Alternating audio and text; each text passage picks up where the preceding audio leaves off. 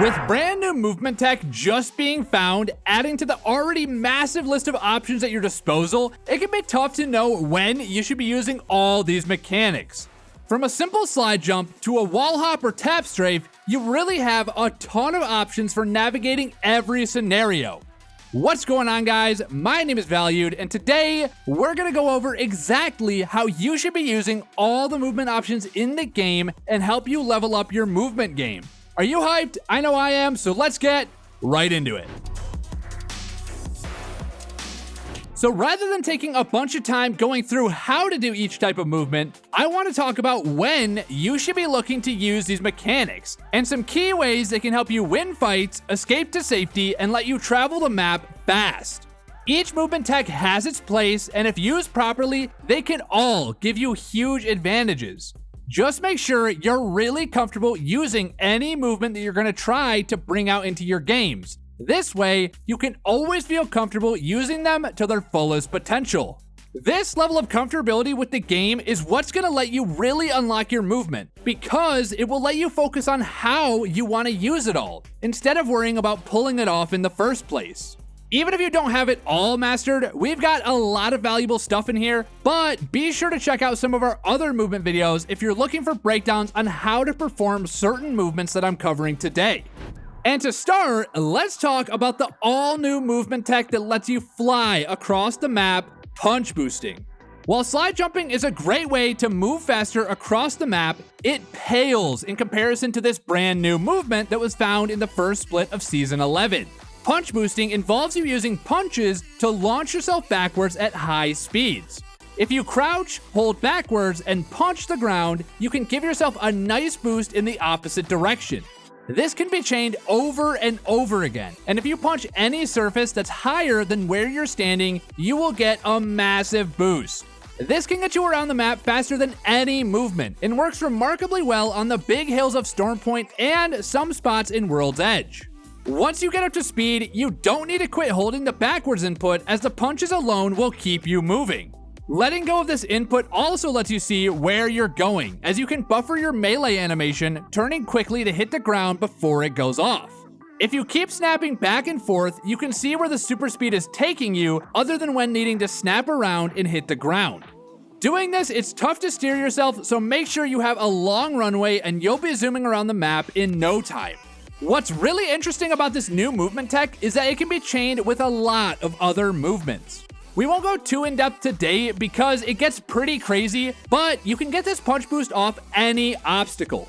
This means that we have another way to boost off of walls and other surfaces.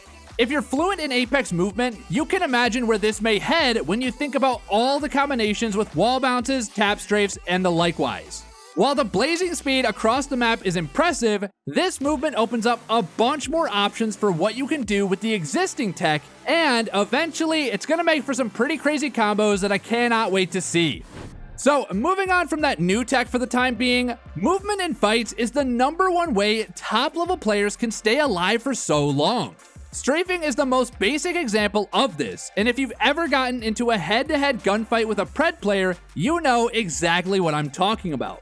A good strafe can come in really clutch to win a face-off, but if you're using your movement to your full advantage, strafing should be your last resort. While you're going to be implementing some kind of strafing in your game, if you get committed to one of these open 1v1s where you're just chunking each other until someone goes down, you're in a really tough spot unless you use high-level movement. Because these movements allow you to have good positioning at all times, but also be elusive when needed and aggressive when those small windows present themselves. Remember guys, our goal in most of our gunfights is obviously to take out the enemy, but you're also looking to take as little damage and end the fight as quickly as possible. And this is where advanced movement comes in. The difference of a second here and there in most fights is huge, and always having smooth movement can shave off those precious seconds of any decision you make. But before you ever make these aggressive movements in fights, you gotta make sure your aim is on point and be ready to get that kill fast. And there's no better way to do that than for free in Aim Lab. This game is my personal one-stop shop for all things aim, and it's endorsed by a ton of pros, with all the stats and tasks for me to really put my skills to the test and improve my weaknesses. If you want to level up not only your movement, but also your aim, make sure to check the top link in the description below. So let's say you're looking to get aggressive on someone. Maybe you crack their shields or they're separated from their team. In many cases, you will need to enter buildings quickly or chow some cover that they're holding. A crouch slide is the most straightforward for most of these situations, allowing you to come into their line of sight faster and with your gun out. If you just sprint around the corner, your weapon won't be pulled up and you're gonna be moving pretty slow. This type of movement is easy to hear and easy to counter. Even something as simple as a slide jump can get you that extra half a second that you need to close out the knock, and it's at the core of a lot of other movement options.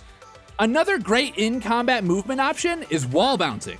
Hitting a perfect wall bounce is so satisfying, and it can be a great way to turn a losing fight or challenge an enemy in a unique way. If an enemy is chasing you or you're kiting out enemies, you can hit a wall bounce to take the fight from an angle they will never expect. From going over a wall to just bouncing off a rock, you can be really hard to track during this move. And if you're still able to hit your shots, you can be an absolute demon in a fight. You can also do this to challenge enemies in buildings or around corners. Personally, I really like using a wall bounce if I'm double challenging with a teammate. The wall bounce lets me push with them while finding just a slightly different angle. If you just go two-man sprinting at the same angle, that can end badly. But by using something like a wall jump to mix up how you're challenging that angle, you can get an extra element of surprise. And hopefully, this illustrates to you guys the importance of movement. But the ultimate surprise offensive movement tech has gotta be tap strafing. While we've all heard the tales of it getting removed, our beloved cracked out movement is still here for all my friends playing on M&K. And let me tell you guys, it can let you do some pretty cool stuff. From kiting enemies to pushing them, there are a ton of uses for it. This technique lets you pull a near instant 180 out of a slide jump and can be really tough to handle as the enemy. Where this gets wild is when you use it to push doorways or other cover. If you get really good at the angle required to make certain pushes, you can come flying into fights with a tap strafe faster than most of the other movement options. A lot of people think of this as something to be used on an octane pad or just to evade enemies. But if you have a shotty in hand and come across one of these around the corner angles, you can always be deadly with a simple tap strafe.